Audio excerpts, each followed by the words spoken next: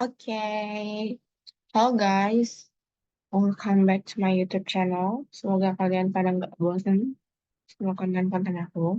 So, today, hari ini aku mau bahas tentang discovery and validation experiment dalam inovasi digital. Oke, langsung aja. Oh ya, jangan lupa yang pada nonton, comment, like, dan subscribe. Thank you. Oke, jadi yang pertama aku mau jelasin kenapa discovery eksperimen sama validation eksperimen itu penting dilakukan dalam inovasi digital. Ini berdasarkan nanti aku bakal jelasin juga gimana caranya ngelakuinnya dan lain-lain. Pokoknya akan aku jelasin semuanya. Makanya stay tune sampai akhir. Jadi ini aku kasih dulu. Aku jelasin dulu sedikit ya tentang discovery eksperimen sama validation eksperimen. Jadi discovery eksperimen itu merupakan serangkaian percobaan atau eksperimen yang dirancang untuk mengeksplorasi dan mengidentifikasi peluang inovatif, konsep baru atau solusi dalam konteks teknologi digital. Tujuan utamanya itu untuk memahami potensi nilai dan meminimalkan ketidakpastian sebelum mengembangkan secara penuh atau meluncurkan produk yang mau kita buat. Nah, sedangkan kalau validation eksperimen itu merupakan serangkaian eksperimen untuk menguji validitas ide atau konsep produk sebelum diluncurkan sepenuhnya ke pasar. Tujuannya untuk mengumpulkan bukti nyata yang mendukung atau menentang keberhasilan dan keberlanjutan ide tersebut. Jadi ya kayak kalau misalkan dilihat bedanya, kalau misalkan discovery eksperimen itu dilakuin sebelum validation eksperimen. Jadi benar-benar kita ngelihat nih kita bikin ide atau pokoknya kita nemuin ide gitu ya terus buat apa namanya eh kan sebelumnya emang kita udah bikin nih maksudnya kayak dari awal kita udah bikin idenya terus kita nih nyari nih kira-kira dari ide yang mau kita buat ini kira-kira ada nggak nih peluangnya sebelum emang kita bikin idenya tuh jadi penuh gitu. Kalau misalkan dalam contoh kayak aku misalnya, kayak aku bikin jasa titip makanan gitu. Nah, awalnya kita cuma punya bikin ide kayak jasa titip makanan gitu. Nah, tapi sebelum kita ngeluncurin, benar-benar, ngeluncurin sebelum kita bikin benar-benar secara kompleks gitu, kira-kira jasa titip makanan seperti apa, kita cari tahu dulu nih lewat eksperimen kayak kira-kira kalau misalkan kita bikin jasa titip makanan ini ada orang yang perlu atau enggak sebelum kita benar-benar bikin secara keseluruhan gitu ya produknya. Nah, selanjutnya kalau bedanya sama validation eksperimen, ini dilakuin pas memang produknya ini udah ada gitu atau mungkin ada sampelnya. Jadi ini tuh buat ngumpulin kira-kira bakal ada nggak orang yang bakal mau pakai produk ini gitu sebelum nanti akhirnya diluncurin benar-benar full semuanya dan akhirnya orang lain bisa pakai kurang lebih kayak gitu ya. Oke, next. Terus, jadi kenapa discovery eksperimen itu penting? Yang pertama itu untuk mengurangi resiko. Jadi, kalau di sini resiko itu kan ada tiga ya, desirability, jadi keinginan pelanggan. Kalau bisa itu jadi salah satu resiko kayak kalau misalkan ternyata pelanggan yang nggak mau atau customer-nya ternyata nggak mau pakai kan itu jadi resiko buat kita ya. Terus visibility juga. Jadi kira-kira itu tuh akan menghasilkan atau enggak dan viability itu kayak kira-kira ini tuh benar-benar bisa dilakukan atau enggak itu kan benar-benar jadi resiko ya buat kita kayak gitu. Nah itu untuk mengurangi resiko dari tiga hal tersebut gitu. Melakukan testing ide dengan melakukan eksperimen cepat, terus memungkinkan untuk belajar dan beradaptasi untuk melakukan inovasi gitu. Jadi kalau misalkan udah apa namanya kita kan udah ada idenya gitu kan, terus kita ngelakuin eksperimen nanti akan aku jelasin gimana. Nah itu nanti setelahnya bisa kita pakai buat mungkin jadi evaluasi gitu ya. Kita juga dari situ kan kita jadi bisa lebih memahami gitu tentang kebutuhan penggunanya, terus kira-kira peluangnya itu ada atau enggak ya buat nanti kita lanjutin ke depannya kayak gitu. Dan itu juga jadi salah satu hal penting buat itu jadi data gitu ya. Jadi kita juga pas ngambil keputusan itu memang benar-benar sesuai data yang ada gitu, bukan cuma dari hipotesis kita aja gitu. Jadi benar-benar kayak itu tuh udah ada buktinya gitu, bukan cuma kayak dari asumsi kita doang kayak gitu.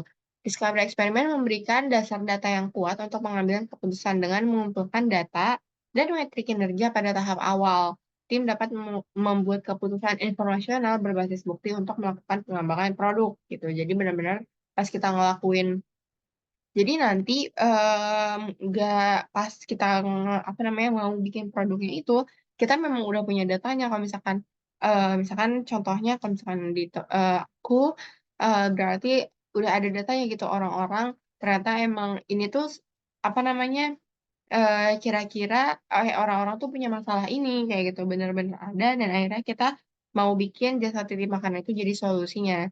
Nah, terus yang ketiga, inovasi yang berkelanjutan. Jadi, kalau misalkan kayak gitu kan, kita udah, kalau misalkan kita udah eksperimen dulu nih, otomatis proses iteratifnya, pengembangannya itu bakal lebih cepat gitu responnya. Jadi, itu kan nanti otomatis prosesnya lebih cepat karena itu kan nanti bakal ada data-data dan evaluasi terus-menerus gitu dan itu otomatis bakal ningkatin apa namanya ngebantu perusahaan atau ngebantu kitanya itu yang punya projectnya itu buat ningkatin produknya jadi lebih baik kayak gitu.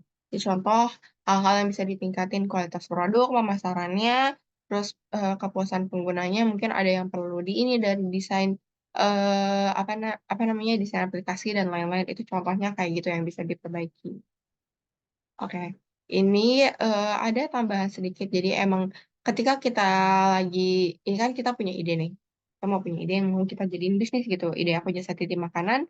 Di mana pas kita lagi melakukan pencarian dan testing itu sebelum kita eksekusi benar-benar full semuanya, yang pertama kita benar-benar perlu eh adanya discovery eksperimen sama validation. Jadi di sini ada tulisannya discover if your general direction is right. Test basic hypothesis, get first insight to course correct rapidly. Jadi benar-benar kita lihat nih kira-kira ini jalan yang udah kita ambil gitu, ide yang udah ada ini kira-kira bener nggak nih gitu. Untuk validationnya eh pas kita udah ngambil jalannya itu dikonfirm lagi sama bukti yang lebih kuat kayak gitu. Itu jadi kayak gitu. Jadi mendukung buat benar-benar nanti. Nah, ini contoh kalau misalkan di ini ya, aku bakal jelasin nanti di akhir. Jadi ini untuk discovery eksperimen itu ada test card sama learning card. Nanti aku bakal jelasin gimana caranya melakukan discovery eksperimen sama validation eksperimen. Nah, terus selanjutnya, kenapa validation eksperimen itu penting? Yang pertama itu konfirmasi hipotesis gitu. Kalau sebenarnya sebelumnya juga ada konfirmasi hipotesis sih gitu. Nah, validation eksperimen membantu dalam mengonfirmasi hipotesis yang mendasari ide atau konsep produk. Hal ini memastikan bahwa asumsi-asumsi yang dibuat oleh tim pengembangan adalah akurat dan sesuai dengan kebutuhan pasar. Jadi, itu ngebantu banget tuh ya. Jadi, sekali lagi, biar itu tuh pas kita mau bikin aplikasi atau mau bikin apapun, itu benar-benar kita lihat dulu nih kira-kira ini beneran ada yang bakal pakai atau enggak bukan cuma asumsi kita aja kayak oh ini kayaknya mereka perlu ini kita harus bikin ini gitu ternyata mereka nggak perlu kan jadinya sayang gitu kan kita udah susah-susah bikin gitu ada waktu ada biaya juga terus yang kedua identifikasi masalah dan perbaikan gitu nah itu tuh penting banget karena bisa jadi mungkin ada cacat atau ada yang kurang gitu kan dari produk yang udah kita buatan dan itu kalau misalkan kita ngelakuin validation eksperimen jadinya kita tahu nih kira-kira ada nggak sih masalah yang perlu diperbaiki gitu jika ada masalah yang muncul atau tantangan yang muncul jadi bisa diidentifikasi terlebih dahulu sebelum benar-benar diluncurin ke publik gitu kan agak gimana juga ya kalau misalkan udah kita luncurin ternyata masih banyak yang kurang atau misalkan ternyata ada yang memang perlu diperbaiki gitu. Ini perlu banget buat ningkatin kualitas produknya juga. Nah, ini dia yang ketiga, peningkatan kualitas produk. Jadi dari awal kita udah nguji idenya, udah tahu apa yang harus diperbaiki, kekurangannya. Nah, ini bisa ngaruh ke kualitas produk yang lebih berkualitas sama memenuhi harapan dari customer-nya. Dan otomatis ini kalau misalkan mungkin di perusahaan atau di mana ini bakal ngangkat value dari brand perusahaannya juga karena punya produk yang berkualitas gitu. Oke, yang kedua, gimana caranya kita milih discovery eksperimen sama validation eksperimen yang tepat nih buat nguji hipotesa inovasi digital kita. Oke, lanjut. Jadi, ini kurang lebih hipotesa yang ada di tim aku. Bukan dari awal-awal. Kayaknya aku juga udah sempat jelasin di video yang pertama deh kalau nggak salah. Apa kedua ya, aku lupa. Nah, itu. Jadi kemarin itu kita disuruh milih satu hipotesis dulu gitu buat apa namanya kita lakuin eksperimen gitu. Nah, kebetulan di sini kita udah nulis dari tipenya apa, terus dia masuk ke dalam BMC yang mana. Jadi kita lihat dulu nih ini tipenya masuk ke yang mana gitu. Setelah itu kita lihat dari BMC-nya ini bagian apa. Nah, kita itu pakai hipotesis yang pertama yang kami yakin bahwa kebanyakan mahasiswa di menara malas turun dikarenakan lift yang penuh gitu, di mana di situ tipe hipotesisnya itu tentang desirable atau keinginan customer yang dimana di BMC-nya itu akan masuk ke dalam customer segment gitu. Kalian bisa cek di video-video aku sebelumnya. Jangan lupa ya. Terus di sini itu tuh banyak banget sebenarnya metode buat discovery eksperimen, tapi karena yang pertama kita itu kan butuh memang yang cocok nih, yang gimana di sini juga udah ada lengkap tipe-tipenya gitu ya. Nah kita di sini pakai yang desirability gitu, makanya kita bisa lihat nih di sini metode yang di sini itu cocok, itu masuk ke dalam tipe yang seperti apa kayak gitu. Kalian bisa ngecek ini banyak banget. Nah, untuk kalau misalkan tim aku itu kita pakai customer interview sama discovery survey gitu. Nah, meskipun ini memang evidence-nya lemah gitu ya. Jadi sebenarnya ini kan banyak nih sebenarnya. Jadi ada kayak search trend analysis, bla bla bla, online ad dan lain-lain gitu. Nah, tapi setelah aku apa namanya rembukin sama tim, kayaknya memang kita perlu yang bisa dilakukan dalam waktu yang cukup cepat dan biaya yang lebih sedikit kayak gitu. Karena kemarin itu kalau misalkan kita ini kan cakupan lingkupannya itu baru di kampus aja gitu ya. Jadi otomatis kalau misalkan kita mau nyari research trend analysis atau di web traffic itu mungkin belum ada karena itu memang baru mau apa namanya untuk skalanya itu masih skala di dalam kampus gitu, di mana mungkin datanya belum ada gitu secara online gitu ya. Kurang lebih seperti itu. Tapi kalau misalkan kalian mau lakuin discovery eksperimen, kalian bisa pilih sesuai sama budgetnya sama waktu yang kalian punya, yang harus dipastiin itu benar-benar tipe hipotesisnya itu udah sesuai gitu ya, dan kalian butuh level yang kayak gimana ini udah ada semua di tabelnya di sini kayak gitu. Nah terus di sini juga kita buat ada test card-nya. Ini kalau misalkan mau nentuin metode validation eksperimen itu tadi yang discovery eksperimen kan. Nah di sini itu kita kan buat test card, gimana caranya nentuin validation eksperimen itu kalau misalkan kita itu kemarin, jadi itu kan banyak ya, ada mungkin yang bisa pakai kayak tadi mau nge-search juga atau mereka bakal bikin prototipe-nya juga gitu beda-beda, tapi untuk tim aku di sini kita pakai metode concierge atau jadi kita ini masih ngejalanin aplikasinya itu secara manual kayak gitu. Jadi kenapa kita pilih metode yang ini? Karena yang pertama ini kayaknya paling cocok di tim kita untuk yang skalanya masih sedikit gitu ya. Jadi karena emang skalanya itu hanya di Menara 165, jadi kita pilih yang ini gitu. Terus juga kayak untuk tim aku itu kan karena kita jasa titip makanan ya.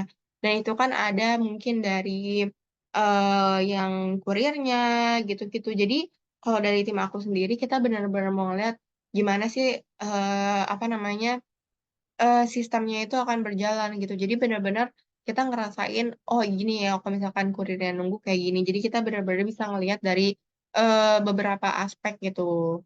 Kalau misalkan kita pakai metode concierge, jadi benar-benar ada nanti yang turun gitu-gitu. Nanti aku akan jelasin di akhir. Pokoknya kenapa kita pilih itu karena emang itu yang paling fit, terus paling mudah dilakuin kayak gitu. Dan juga menurut tim kita itu bakal ngasilin apa namanya data yang cukup gitu. Oke, dan ini salah satu tips-tips gimana caranya juga nentuin gitu. Jadi didefinisiin dulu secara jelas, itu kan tadi udah ada tuh kita bikin kayak test card-nya gitu.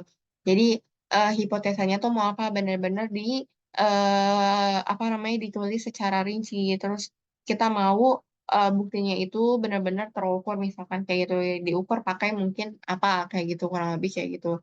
Terus juga dipahami sebenarnya tujuannya kita mau discover sama validation eksperimen ini buat apa? Buat emang ngituin kepuasan. Tadi kan udah ada tuh tipe-tipenya. mau dari desirability-nya, visibility-nya, atau viability-nya. Jadi benar-benar dilihat ini tuh mau dites karena emang mau sesuai sama kebutuhan pelanggannya kah, atau mau kira-kira ini bisa ngasilin uang nggak ya? Atau mungkin kira-kira ini emang bisa dilakuin atau enggak nggak ya? Kayak gitu. Terus juga pilih eksperimen yang sesuai, itu tadi udah ada, kalian bisa cocokin aja gitu ya sama yang emang mau kalian buat. Terus tentuin juga skala eksperimennya mau eh seberapa besar gitu. Mungkin mau di lingkup yang lebih kecil dulu sebelum nanti ke lingkup yang lebih besar. Bisa boleh kayak gitu. Terus juga dipertimbangin juga faktor eksternalnya gitu. Contoh kayak perubahan tren pasar, perilaku, perilaku konsumen, perkembangan teknologi baru gitu. Karena bisa jadi akan terjadi hal-hal yang memang tidak diinginkan. Jadi mungkin lebih waspada aja dan pertimbangin dulu dari awal-awal untuk pemilihan metode validation sama discovery eksperimen.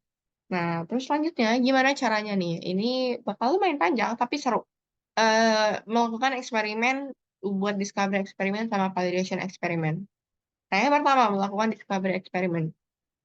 Jadi kita itu yang pertama pas awal-awal itu kita wawancara dulu nih. Kita kan bikin jasa titip makan siang buat jasa titip makanan gitu kan. Karena kita ngerasa kalau misalkan ide dari kita kemarin tuh yang kayak, kayaknya kalau misalkan di Menara 165 itu lama banget deh kalau mau beli makan siang. Karena liftnya antri dan lain-lain, kita mikirnya kayak gitu. Jadi orang-orang kayaknya pada mau turun. Nah, kemarin itu kita udah wawancara dulu beberapa orang, dan ternyata memang mereka ngerasa kayak, ini tuh emang biasanya tuh kayak gitu kalau misalkan makan siang tuh ada lama lah, ada bla bla bla, pokoknya banyak permasalahan. Nah, setelah itu kita bikin test card nih dari soalnya tadi hipotesis-hipotesis yang udah yang ada itu kita ambil dari hasil wawancara gitu. Jadi dari orang-orang tuh hipotesisnya. Nah, di sini kita itu mengebutin hipotesis yang tadi pertama dulu yang udah dipilih. Jadi hipotesisnya itu yang malah turun buat beli makanan karena liftnya penuh kayak gitu. Di mana eksperimennya itu kita bakal ngelakuin interview buat 20 orang. Terus juga em, nanti kita bakal nanyain tentang aktivitas mereka tuh apa, pain and gain-nya pas lagi beli makanan, kayak gitu. Terus kriteria buat keberhasilannya itu, maaf ya, serak. Itu kalau misalkan 80% dari orang di wawancara menyatakan emang mereka malas turun karena liftnya yang penuh, kayak gitu. Nah, ini jadi kita ini ngelakuin eksperimen itu buat discovery eksperimen ya. Itu tuh kita pakai dua. Jadi ada survei sama interview gitu. Nah, terus yang ini hasil dari interview punya aku. Jadi kan kita itu setiap ada 7 orang dan masing-masing wawancara 3 orang gitu. Nah, itu buat kita dapetin 20 apa namanya orang yang diwawancara. Nah, kurang lebih jadi nanti kalian bisa record videonya, terus juga kalian ngasih lihat nih insight-nya kayak gitu. Jadi kira-kira hasilnya kayak gimana? Kita wawancara soal mereka mau turun, benar-benar mau turun gak nih gara-gara emang liftnya penuh gitu pas turun buat beli makan siang. Nah, terus yang metode kedua kita nyebarin kuesioner gitu. Jadi kayak gini, jadi nanti itu banyak kurang lebih ada berapa pertanyaan ya. Eh Kayaknya berapa belas atau berapa ya, pokoknya itu tentang itu tadi, apa namanya, lift tadi itu gitu. Jadi ya ini maaf banget lupa dimasukin tadi ada test card satu lagi harusnya ya, yang hasil survei. Itu jadi surveinya itu kurang lebih buat kalau nggak salah 30 orang kayak gitu. Ada nggak ya kalau di sini? Oh, kita cuma dapat 24 orang. Nah, ini, jadi kalau learning card itu, dia itu hasil dari si ininya nih. Kan tadi kita udah ngelakuin wawancara sama survei. Nah, ini learning card ini buat kita naruh hasilnya, kayak gitu. Nah, ini kita taruh dulu nih hipotesisnya apa. Terus setelah itu, kita lihat dari 17 orang yang diwawancara, 5 diantaranya mengatakan tidak masalah, gitu. Kalau misalkan ternyata atau tidak memiliki kendala meskipun di lift saat makan siang itu ramai. Itu kejadian juga di aku. Jadi yang aku wawancara ternyata dia bilang kayak, tapi sih sebenarnya nggak apa-apa, nggak masalah karena masih bisa sabar aja gitu kan buat nunggu liftnya. Jadi kayak gitu. Memang kadang Ya, kadang ada hasil yang berbeda gitu ya dari hipotesa yang udah kita buat kayak gitu. Jadi, tapi so kayak gitu kan jadinya kita juga ada temuan gitu ya, oh mungkin hipotesisnya ternyata bukan gara-gara liftnya penuh kayak gitu. Oke, nah terus buat dari hasil surveinya dari 24 orang, emang ini 66,67% dari 24 orang mengisi survei, yang udah ngisi survei menyatakan bahwa mereka malas untuk turun. Jadi ternyata emang ini juga nggak semuanya gitu. Jadi kalau di sini itu tadinya ada kategorinya juga ya harusnya apakah memang si hasil learning karena ini hasil ini benar-benar sesuai sama ininya kriterianya kayak gitu. Tadi yang wawancara kan ternyata memang tidak masuk ke dalam kriteria berarti ini juga hasilnya berarti ya mungkin memang belum sesuai kayak gitu. Jadi kita harus cari eh kita bisa apa ya? Jadi setelah dari situ kan kita jadinya bisa tahu ya kira-kira oh ini kayaknya masih ada yang perlu diperbaiki atau bisa jadi kayak kayaknya ini gak bakal berhasil deh kayak gitu. Nah, tapi ini tuh bisa jadi salah satu bukan salah satu ya, jadi sebagai data buat ngambil keputusan ke depannya kita mau apa. Makanya di bawah sini ada tulisannya therefore we will, jadi kayak kita nih ke depannya mau ngapain nih setelah ini. Nah kalau misalkan yang tes card yang wawancara kita masih mau coba lakuin eksperimen yang lain karena kayak yang tadi udah dibilang wawancara itu kan juga sifatnya pembuktiannya itu masih lemah gitu, kayak gitu itu contohnya. Oke, selanjutnya validation eksperimen. Ya tadi yang udah aku bilang discovery eksperimen itu kan buat kita nyari-nyari dulu nih sebelum kita ngeluncurin penemuan. Nah, sekarang kalau validation eksperimennya ini kita pakai metode construct kayak yang tadi udah aku jelasin. Nah, gimana sih kita tim aku ngelakuin validation eksperimen? Jadi yang pertama kita itu bikin poster. Just tip makanan menara 165 ongkirnya 2000 aja.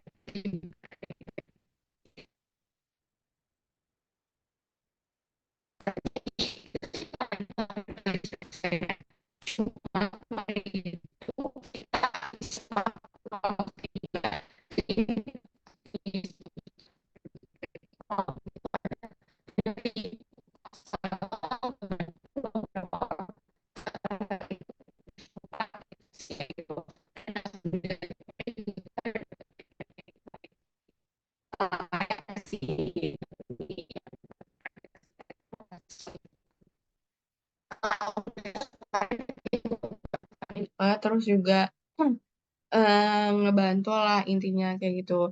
Ini contoh aja ya, jadi buat kalian mau ngelakuin validation eksperimen sebelum kita akhirnya nanti benar-benar ngerancang, terus kita buat aplikasinya. Jadi setelah dari yang ini nih, kita kan harusnya di validation eksperimen itu juga ada kita harus berapa orang gitu. Kemarin itu kalau nggak salah kita itu targetnya mau 10, cuma kemarin ternyata nggak tercapai gitu ya.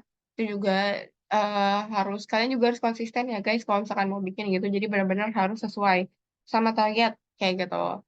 Jadi targetnya segini, terus nanti hasilnya ditentu juga tuh hasilnya. Kayak kalau misalkan berhasil itu kalau kriterianya udah kayak gini kayak gitu. Nah, jadi kayak gitu intinya lah ya.